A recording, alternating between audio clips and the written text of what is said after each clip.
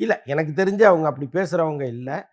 கங்குவாவை மனசில் வச்சுட்டுலாம் அவங்க பேசியிருக்க மாட்டாங்க. இன்னொரு படத்தோட ஷேரிங்னாலே ரொம்ப கஷ்டம் போட்ட காசு எடுக்கிறது. கதை பற்றி நமக்கு பெருசாக அதுக்குள்ளே தெரியல. பட் அந்த ஆரம்பத்தில் அந்த ப்ரோமோ வீடியோலாம் பார்க்கும்பொழுது ஏதோ இந்த தங்க கடத்தல், தங்க வேட்டைங்கிற மாதிரி ஏதோ இருக்குது.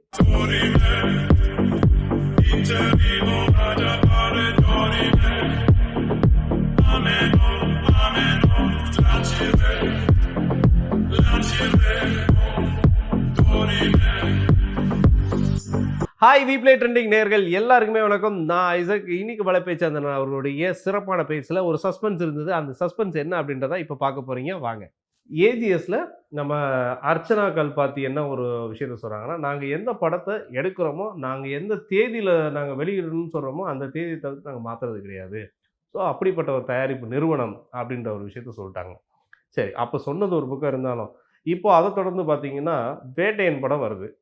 கங்குவா படம் இதை வந்து, அதாவது அவர் என்ன சொல்லிட்டாரு, மெய்யழகன் படத்தில் அந்த ப்ரெஸ் மீட்டில் இல்லை ஒரு சீனியருக்கு மரியாதை கொடுத்து, ஏன்னா அவர் நம்ம தமிழ் சினிமாவின் ஒரு ஒரு ஐகானாக இருக்கார்.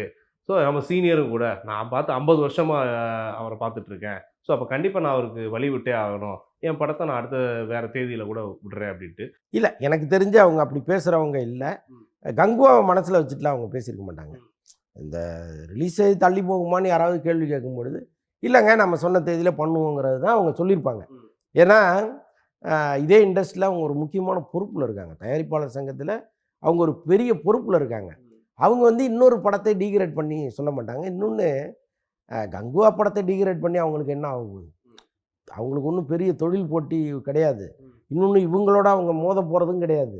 அது தனியாக என்றைக்கோ வரப்போகுது, இவங்க தனியாக என்றைக்கோ வரப்போகிறாங்க. ஸோ அதனால் அந்த கருத்துங்கிறத நம்ம இன்னொரு படத்தோடு ஒப்பிட்டு பேசுவதுங்கிறது சரியாக இருக்காது. அதனால் அர்ச்சனா வந்து அவங்க ஒரு கருத்தை சொல்லியிருக்காங்க, அவ்வளோதான். அதை அந்த அளவோட தான் பார்க்கணும். இதோட முடிச்சு போட வேண்டிய அவசியம் இல்லை. இந்த பக்கம் நீங்கள் பார்த்தீங்கன்னா சூர்யா சொன்னது கூட ஒரு நழுவல்னு தான் நான் நினைக்கிறேன். அதாவது ஒரு பெரிய ஐக்கான் அவர், நான் அவரை பார்த்து வளர்ந்தவன் அப்படின்லாம் சொல்கிறது வந்து, எப்படி இருந்தாலும் நாங்கள் ரிலீஸ் பண்ண போகிறதில்ல. ஏன்னா இவங்களுக்கு தனி நாளில் தான் ரிலீஸ் பண்ணணும். எல்லா படத்தோடையும் இவங்க ரிலீஸ் பண்ணாங்கன்னா சிக்கல். அவ்வளோ இன்வெஸ்ட் பண்ணியிருக்காங்க. இது வந்து தனி படமாக வந்து தான் ஜெயிக்கணும். இன்னொரு படத்தோட ஷேரிங்னாலே ரொம்ப கஷ்டம் போட்ட காசு எடுக்கிறது. ஸோ அப்போ ஆட்டோமேட்டிக்காகவே இந்த வேட்டையன்னு இல்லை, வேற எந்த படம் வந்தாலும் இவங்க ஒதுங்கி தான் ஆகணும். Okay okay. ஸோ அப்படி தான் சூழல் இருக்கு.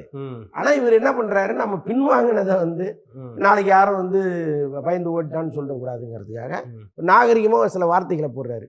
ரஜினி சார் எப்பேற்பட்டவர், அவருக்கு முன்னாடி நாங்கள் வந்து எப்படி நாங்கள் ரிலீஸ் பண்ண முடியும், அவரை பார்த்து வளர்ந்தவங்க, அப்படி இப்படிலாம் சில பில்டப் வார்த்தைகளை போட்டு அப்படி ஒதுங்குறாங்க.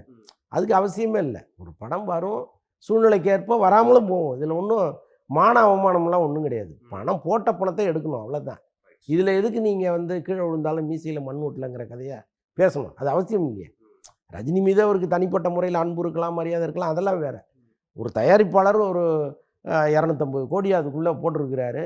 அந்த தயாரிப்பாளர் வந்து தினந்தோறும் வட்டி கட்டிக்கிட்டு இருக்காரு. ஒரு வேட்டையன் வருதுங்கிறதுக்காக ஒரு ஒதுங்கி போகிறதுங்கிறது எந்த விதத்திலும் சரி கிடையாது. ஆனால் ஒரு சூழல் கருதி நாம் இந்த நேரத்தில் வந்தோம்னா கலெக்ஷன் ஷேர் ஆகும், அது சரியாக இருக்காது, அதனால் நம்ம நல்ல ரிலீஸ் ரேட்டாக பார்த்து போயிடுவோம்னு போகிறாரு. இதை சொல்கிறதுல என்ன தயக்கம் உங்களுக்கு? உண்மையை வெளிப்படையாக ஒத்துக்க வேண்டியது தானே. இதில் என்ன தயக்கங்கிறேன்? ஏன் மூடி மறைக்கணும்? அது சும்மா பூசி மெழுகிறாங்க, அவ்வளோ. சார், இப்போ இந்த கோட் படம்ன்ற ஒரு ஒரு ஆக்குபைட், ஏன்னா அது இன்னைக்கு எந்த தேட்டர்ஸ் போனாலுமே கோட் அப்படின்ற ஒரு பேர் தான். இதில் இப்போ நிறைய படங்கள் வந்து இப்போ, ஏன்னா எப்போவுமே ஒரு வெள்ளிக்கிழமை அப்படின்னாவே நிறைய படங்கள் வந்து வெளியிடுறதுக்கான ஒரு நாள் கூட. ஸோ அந்த 3 நாள் கலெக்ஷன் எப்படியாவது பார்த்துடணும் அப்படின்றது. இப்போ எந்தெந்த படங்கள்லாம் இதனால, அதாவது தேதி கிடைச்சும் வெளியிடுறதுக்கான முயற்சியில் ஈடுபடாத தயாரிப்பு நிறுவனங்கள் ஏதாவது இருக்கா? என்ன படங்கள் ஏதாவது லிஸ்ட்? இல்லை, தேதி கிடைக்கவே கிடைக்காது. முதல்ல ஓட்டு வருது, இப்போ இது மாதிரி பெரிய படங்கள் வருதுன்னா, இப்போ ஒரு அஜித் படமே வருது அப்படின்னா நீங்கள் முன்னாடியே அனௌன்ஸ் பண்ணிட்டீங்கன்னா சின்ன படங்கள் தானாகவே ஒதுங்கிடுவாங்க. இன்னொன்று, ஓரளவுக்கு ஒரு மக்களை ஈர்க்கக்கூடிய படமாக இருந்தால் கூட விநியோகஸ்தர்களும் தயாரிப்பாளர் இவங்களும் தியேட்டருக்காரங்களும் சொல்லிவிடுவாங்க, சார் இந்த நேரத்தில் வராதிங்க, ஏன்னா நாங்களும் பெரிய விலை கொடுத்து படத்தை வாங்குவோம், நிறைய தியேட்டர்களில் போடுவோம், அப்போ உங்களுக்கு தியேட்டர் கிடைக்காது அப்படின்னு அவங்களே சொல்லிவிடுவாங்க. அதனால் வந்து இதில் சின்ன படங்கள் பாதிக்கப்பட்டது அப்படின்னு சொல்ல முடியாது. ஏன்னா ஒரு ரிலீஸ் டேட்டை போட்டு திடீர்னு கோட்டு வருதுன்னு வைங்களேன், அப்போ அவங்க பாதிக்கப்படுவாங்க. நிச்சயமா. இவங்க என்னைக்கோ சொல்லிட்டாங்க, இதுதான் ரிலீஸ் டேட்டுன்னு ஒரு 2 மாதத்துக்கு முன்னாடியே சொல்லிட்டாங்க. அப்போ பிளான் பண்ணுறவங்க ஆட்டோமேட்டிக்காக இல்லைங்க எப்படியும் அந்த படம் வரும், 2 வாரம் ஓடும், 2 வாரம் நம்ம அந்த பக்கமே போகக்கூடாது அப்படிங்கிற முடிவை எடுத்திருப்பாங்க. ஸோ அதனால் இதில் ஒன்றும் காம்ப்ளிகேஷன் இல்லை. Okay, okay. ஸோ அப்போ இதனால வந்து அந்த தயாரிப்பு நிறுவனத்துக்கு, அதாவது நிறுத்தி வைக்கிறதுனால வேற ஏதாவது பாதிப்புகள் இருக்கா அதில் சார்? இல்லைங்க, இன்றைக்கி படம் ரிலீஸ் பண்ணுறதே பெரிய விஷயம். ஒரு படத்தை எடுக்கிறது ரொம்ப ஈஸி, அதை ரிலீஸ் பண்ணுறதுங்கிறது அவ்வளோ கஷ்டம் இருக்குது இங்கே. நீங்கள் தியேட்டரில் முதல்ல தியேட்டர் கொடுக்க மாட்டாங்க. ஊர் பேர் தெரியாத நடிகர் இயக்குனர் படம்னா முதல்ல தியேட்டர் கிடைக்காது. நீங்களாக பணம் கட்டி தான் போடணும். ஒரு தியேட்டருக்கு வாடகை கட்டி தான் நீங்கள் ரிலீஸ் பண்ணணும். ஸோ அப்படி ஒரு சூழல் இங்கே இருக்குது. அப்படியே நீங்கள் ரிலீஸ் பண்ணாலும் தியேட்டருக்கு இன்றைக்கி ஆளே வரமாட்டேங்கிறாங்க. ஒரு அவங்களுக்கு பரிச்சயமான ஒரு முகம் அந்த படத்தில் இருக்கா, அப்போ தான் நான் உள்ளே வருவேன். அல்லது பெரிய பேனர் ரிலீஸ் பண்ணுது அந்த படத்தை, அப்போ இந்த படம் நல்லாயிருக்கும் உள்ளே வரேன். இப்படிங்கிற ஒரு மனநிலை இருக்குது. அதுக்கேற்ற மாதிரி தான் தியேட்டர் டிக்கெட்டும் இருக்குது. இப்போ ஒரு ஒரு இரநூறுவா கொடுத்து அப்புறம் உள்ளே போய் பாப்கார்னு அது இதெல்லாம் நீங்கள் வாங்கி சாப்பிட்டீங்கன்னா ஒரு ஆள் உள்ளே போயிட்டு வரதுக்கு 300 செலவாயிடுது. இப்போ இந்த 300 அவன் வந்து ரஜினி படத்துக்கு கொடுப்பான், அல்லது அவனுக்கு தெரிஞ்ச நடிகர்கள், விரும்பின நடிகர்கள் படத்துக்கு கொடுப்பான். யாரோ ஒரு புதுமுகத்துக்கு போய் அதே காசை எதுக்கு கொடுக்கணும்னு நினைப்பான். அப்போ இங்கே சிஸ்டமே கொஞ்சம் மாறணும். எப்படி மாறணும்னா, நீங்கள் அஜித், விஜய், ரஜினி, கமல் மாதிரி படங்கள் வரும்பொழுது 190 டிக்கெட் வைங்க. அதே முகம் தெரியாத ஒரு நடிகர் சின்ன பட்ஜெட் படம்னா 50 வைங்க டிக்கெட்டு. இதை வந்து நீங்கள் திங்கக்கிழமையிலேருந்து வியாழக்கிழமை வரைக்கும் இந்த படங்களை ரிலீஸ் பண்ணுங்கள். 50 டிக்கெட்டுக்குன்னா சும்மா வெளியில் நின்றுட்டு இருந்தவங்க கூட சரி உள்ளே போய் கொஞ்சம் நேரம் உட்காருமேன்னு வருவான். அப்போ தியேட்டரும் ஃபுல்லாகும், இந்த மாதிரி படங்களும் ஓடும். ஆனால் இங்கே நீண்ட காலமாகவே என்னென்னா, நீங்கள் யார் போனாலும் ஒரே வேலை, எந்த படம் வந்தாலும் ஒரே வேலை டிக்கெட்டு அப்படின்னா எப்படி உள்ளே வருவாங்க? ரஜினிக்கு கொடுக்குற காசை யாரோ ஒரு ராஜகோபாலுக்கு ஏன் கொடுக்கணும்? அதெல்லாம் இருக்குல்ல. ஸோ அது இங்கே கொஞ்சம் அது மாற வேண்டியது இருக்குது. பட் அதை யாருமே முன்னெடுத்து போக மாட்டேங்கிறாங்க. சார் கண்டிப்பாக அதுக்கான ஒரு மாற்றத்தை எதிர்பார்த்தே போவோம் சார். இப்போது நடிகர்கள், அதாவது வந்து இன்றைக்கி எல்லாரும் ரசிக்கக்கூடிய ஒரு நடிகர்களாக இருக்கட்டும், அல்லது பழம்பெரும் நடிகர்களாகவே இருக்கட்டும், அவங்க அவருடைய வாரிசு. ஏன்னா அவங்க ஒருத்தர் வந்து ஒரு திறமையில் இருப்பாங்க. சிலர் வந்து சினிமா இண்டஸ்ட்ரியை விட்டே ஒரு மருத்துவராக இருக்கலாம், ஒரு இன்ஜினியராக இருக்கலாம். ஸோ இந்த மாதிரி போயிடுறாங்க. ஆனால் அப்படிப்பட்ட வரிசையில் வந்து இப்போ தனுஷ் அவர்களுடைய மகன் யாத்ரா வந்து என்ன பண்ணுறாரு, அவருடைய நிலவுக்கு என்மேல் என்னடி கோபம் அப்படின்ற படத்தில் வந்து கவிஞராக இருக்காரு. ஸோ இந்த பாடல் வரிகளை அவர் எழுதுறாரு. ஸோ இதை பற்றி உங்களோட கருத்து? பாட்டு யார் வேணாலும் எழுதலாம். நீங்களும் எழுதலாம், நானும் எழுதலாம், அவரும் கூட எழுதலாம். டியூன் தான் இன்னைக்கு. நீங்கள் என்ன வரிகளை நீங்கள் போட்டாலும் கேட்சியாக ஒரு டியூனை போட்டிங்கன்னா அந்த பாட்டு ஹிட் ஆயிரும். அவ்வளோதான். இதில் பாடல்களில் கவித்துவமாக எழுதுறதுங்கிறது வேறு, அது ஒரு தனி திறமை. நீங்கள் எதை போட்டாலும் அதுக்கு மெட்டு போட முடியுங்கிறது வேறு. இப்போ பல பேர் வந்து அப்படி தான் பாட்டு எழுதுகிறாங்க, வாயில் வர்றதை எழுதுகிறாங்க. அதான் இப்போ நான் சமீபத்தில் கேட்டு நிறைய இடங்களில் சொன்னேன். என்னது உங்கள் மாமனாருக்கு ரத்த கொதிப்பு ஏதோ ஒரு பாட்டு. ஆமாம், அது பெரிய கிட்டாக போயிட்டுருக்கு. அதில் என்ன பெரிய கவித்துவம் இருக்குது யோசிச்சு பாருங்கள். அப்போ யார் வேணாலும் என்ன வேணாலும் எழுதலாம். எழுதுவதை நம்ம பெருசாக புகழ்ந்து சொல்ல முடியாது. அவர் ஏதோ ஆசைப்பட்டுருக்கிறாரு, அவர் என்ன எழுதியிருக்கிறாருங்கிறது அது கேட்டால் தான் தெரியும். பட்டு எப்போவுமே வந்து அந்த ஜீனில் அந்த திறமை இருக்கும். இன்றைக்கி டாப்பில் இருக்கிற பல பேர் ஏதோ ஒரு வகையில் அவங்க வீட்டில் வந்து ஒரு நாடக நடிகர் இருந்திருப்பார், அல்லது வந்து கலையில் சம்மந்தப்பட்ட யாரோ ஒருத்தர் இருந்திருப்பார். அதன் மூலம் அந்த ஜீன் வந்து இவருக்கு வந்து வேற ஒரு இடத்துக்கு ஒரு வளர்ச்சி இருக்கும். ஸோ அதனால் தனுஷுடைய மகன் திரைத்துறையில் எதுவும் பண்ணாமல் இருந்தால் தான் ஆச்சரியம். ஏதோ பண்ணுறாருங்கிறது ஒரு ஆச்சரியமே இல்லை. ஓகே.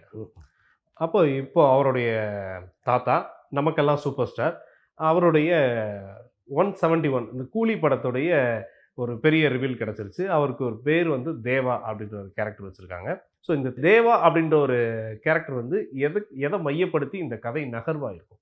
இல்லைங்க, படத்தில் ஒரு பேர் வைக்கிறது எப்படிங்க படத்தையே மாற்றும்? ஒரு பேர் தானே அது. சரி, ஏதாவது முன்ன வந்த வெற்றி படங்களில் தேவாங்கிற பேர் இருந்திருக்கலாம். தளபதி படத்தில் கூட அவர் பேர் தேவாவே நம்ம தெரியல, எனக்கு ஞாபகம் இல்லை, இருக்கலாம். ஸோ அந்த மாதிரி ஒரு வெற்றி படத்தில் அவருடைய கேரக்டர் நேம் என்னவோ அதை இன்னொரு படத்தில் வைக்கிறதுங்கிறது ரொம்ப இயல்பானது. அந்த ஒரு பேரை மட்டுமே வச்சுட்டு அந்த கதையே ரொம்ப புதுசாக இருக்கும் அப்படிலாம் நம்ம யோசிக்க வேண்டாம். அதில் என்ன புதுசு இருக்குங்கிறது தான் அது தெரியாது. படம் பார்த்தா தான் நமக்கு தெரியாது. அதனால் அது தேவாங்கிறது பெருசாக பேச வேணாம்னு சொல்லுவாங்க. இப்போது அதில் வந்து பார்த்தீங்கன்னாக்கோ ஒரு ட்ரெய்லரே சில விஷயங்கள்லாம் வந்து சின்ன சின்ன நம்ம படக்குழு வந்து சில சில விஷயங்கள வந்து வெளியிட்டிருக்காங்க. அதில பார்க்கும்போதே இவர் வந்து கிட்டத்தட்ட ஒரு ஹீரோவா வர மாதிரி தெரியல. இவர் ஒரு மிகப்பெரிய ஒரு மாஃபியா ஒரு ஹீரோவா தான் தெரியிறாரு. இதில வந்து என்ன கதைய வந்து மையமா உள்ள வச்சிருப்பாங்கன்றது எங்களுக்கு ஒரு சின்ன விஷயம் உங்களுக்கு தெரிஞ்சது. இல்ல அது கதை பத்தி நமக்கு பெருசா அதுக்குள்ள தெரியல. பட் அந்த ஆரம்பத்தில அந்த ப்ரோமோ வீடியோலாம் பார்க்கும்பொழுது, ம். ஏதோ இந்த தங்க கடத்தல், தங்க வேட்டைங்கிற மாரி ஏதோ இருக்கு. ம். உள்ள போய் நெறைய இந்த கோல்டு சமாச்சாரங்கள்லாம் எடுக்குறாங்க. அதனால அது அது என்னங்கிறது தெரியல. ம். அது விசாரிச்சோம்னா தெரியும். இன்னும் போக போக நம்ம ஓகே. விசாரிக்கலாம்.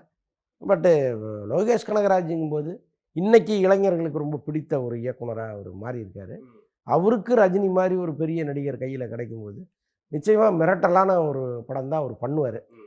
ஸோ அந்த எதிர்பார்ப்பு நமக்கு இருக்கு. கதை பற்றி பெருசா ஒண்ணும் இல்ல. கண்டிப்பா, கண்டிப்பா. ஏன்னா அந்த கூலின்ற டைட்டிலுக்கே பார்த்தீங்கன்னா, அந்த 14, 21 அப்படின்ற ஒரு பேட்ச். ஸோ அதையும் மையப்படுத்தி தான் வந்து அந்த ஃபர்ஸ்ட் ம், ம். போஸ்டரே வந்து குடுத்துருக்கு.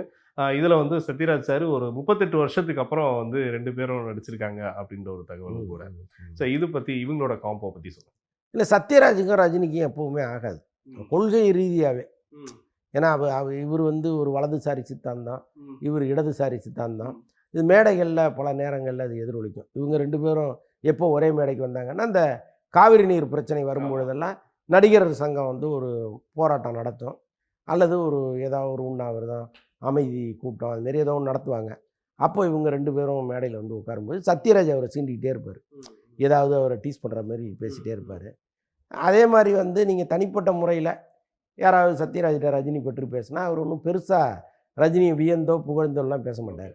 நம்ம அதெல்லாம் தொடர்ந்து இங்க கேட்டுட்டே இருக்கோம். ஆனால் அண்மை காலமா அவருக்கு ரஜினி மீது ஒரு பெரிய பிரியமும், அன்பும் வந்துருச்சு. அதுக்கு என்ன காரணம்னா, அவரு அரசியலுக்கு வரலன்னு அறிவிச்சது. ம்.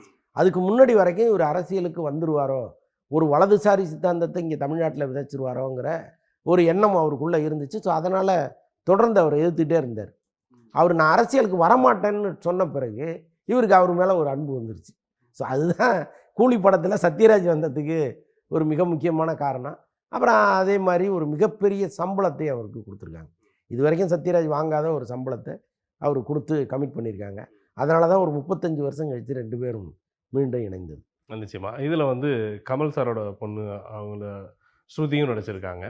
ஸோ இவங்களுடைய காம்போ வந்து வேற லெவல்ல இருக்குன்றது ஒரு பெரிய எதிர்பார்ப்பே குடுத்துருக்கு இந்த படத்துக்கு.